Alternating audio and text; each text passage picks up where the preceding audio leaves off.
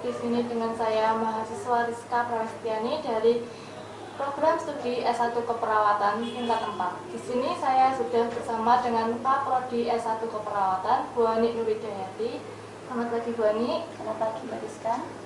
Ya, jadi pada kesempatan kali ini saya akan menanyakan pertanyaan kepada Kak Prodi S1 Keperawatan, Bu Ani Nurhidayati. Jadi saya akan menanyakan pertanyaan kepada Ibu Ani. Pertanyaan yang pertama, Bu Ani, untuk program studi S1 Keperawatan dan Profesi Nurse ini dapat ditempuh berapa lama ya Bu, atau berapa tahun? Baik, terima kasih Mbak Rizka untuk pertanyaannya. Jadi untuk program S1 Keperawatan itu untuk akademik itu ditempuh selama 8 semester atau 4 tahun. Kemudian untuk yang profesi itu ditempuh dalam waktu 1 tahun atau 2 semester.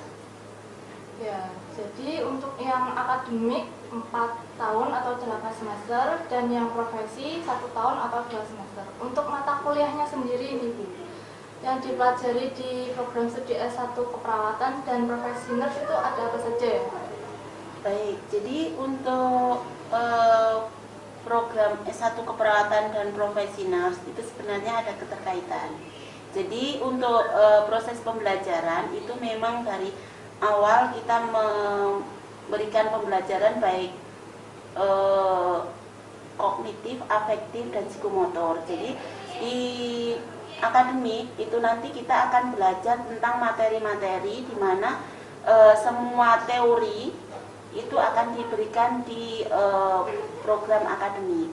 Dan di situ juga ada beberapa afektif dan kognitif. Jadi afektif itu adalah yang dipelajari sikap seperti itu ya. Jadi bagaimana seorang perawat itu, makanya dari seorang perawat itu baik penampilan, sikap itu juga dinilai, dan juga psikomotor. Jadi di sini nanti ada juga program yang ke rumah sakit, itu PKK, praktek klinik keperawatan. Jadi ada PKK 1, PKK 2, dan PKK 3 untuk program akademik. Kemudian yang dipelajari untuk akademik dan itu berkesinambungan. Jadi untuk yang dipelajari nanti, karena dari program profesi nurse itu aplikasi dari program akademik, jadi ada keperawatan jiwa, kemudian ada keperawatan anak, maternitas, keperawatan medikal bedah, kemudian ada keperawatan gadar kritis, kemudian ada manajemen keperawatan, keperawatan gerontik, kemudian ada keperawatan keluarga dan keperawatan komunitas. Tapi selain profesi juga kita belajar tentang mata kuliah umum, jadi tentang Pancasila, bahasa Inggris, di mana semua yang dipelajari itu menunjang untuk keprofesian. Jadi di profesi nurse nanti aplikasi dari program akademik tadi, di mana antara akademik dan profesi itu ada keterkaitan. Ya, jadi untuk pertanyaan berikutnya nih Bu, Ya. untuk akreditasinya sendiri Bu, untuk akreditasi dari program studi S1 Keperawatan ini apa ya? Akreditasi untuk program studi S1 Keperawatan alhamdulillah kita B, dan juga untuk profesi juga B. Jadi keduanya kita akreditasinya B. Ya, jadi untuk kedua program studi baik S1 Keperawatan maupun program studi Profesi Nurse ini sudah B ya Bu ini? Iya, sudah B Mbak Rizka. Ya, untuk pertanyaan yang berikutnya, ini untuk alumni yang sudah bekerja di luar ini kira-kira sudah bekerja di mana saja ya Bu? Untuk mahasiswa alumni, alhamdulillah ada yang sudah bekerja di Rumah Sakit UNER, kemudian ada yang di ASN di Rumah Sakit Umum di Tulungagung, Rumah Sakit ISKA, kemudian ada juga di Rumah Sakit Bayangkara Kediri, kemudian juga ada di Rumah Sakit Muhammadiyah Kediri, dan juga di Rumah Sakit Malang. Jadi mahasiswa kita sudah menyebar ke seluruh Indonesia, ada juga yang sudah di luar Jawa, dan mereka juga sudah bekerja. Alhamdulillah mahasiswa sudah banyak yang bekerja dan juga ada yang sudah bekerja di luar negeri.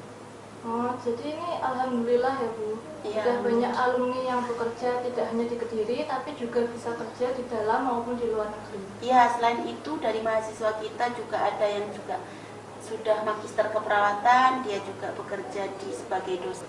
Untuk pertanyaan yang terakhir nih Bu Ani, apa sih strategi biar lulus siap kerja?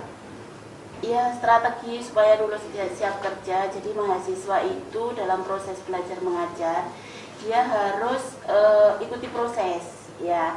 Jadi dalam proses pembelajaran kita itu harus terus berproses, jangan sampai berhenti.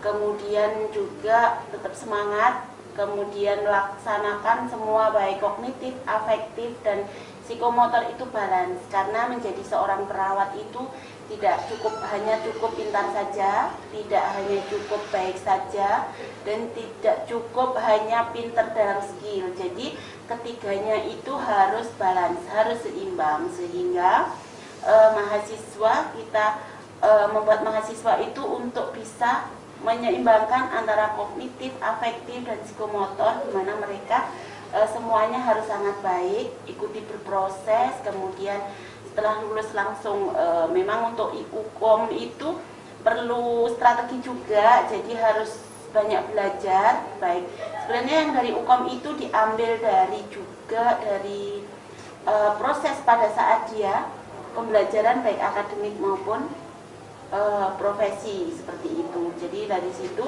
nanti ketika mereka lulus UKOM, mereka siap untuk bekerja, seperti itu. Ya, jadi untuk siap lulus bekerja ini juga dapat dilakukan dengan pembelajaran akademik di S1 keperawatan dan profesi nurse, dan melakukan afektif, psikomotor, dan kognitif. Demikian perbincangan saya dengan Ibu Kaprodi S1 Keperawatan Stikes Ganesha Wisata Kediri, Bu Ani Nurhidayati. Semoga perbincangan hari ini bermanfaat bagi teman-teman yang belum mempunyai pilihan agar dapat bergabung dengan kami di Stikes Ganesha Wisata Kediri. Sekian dan terima kasih.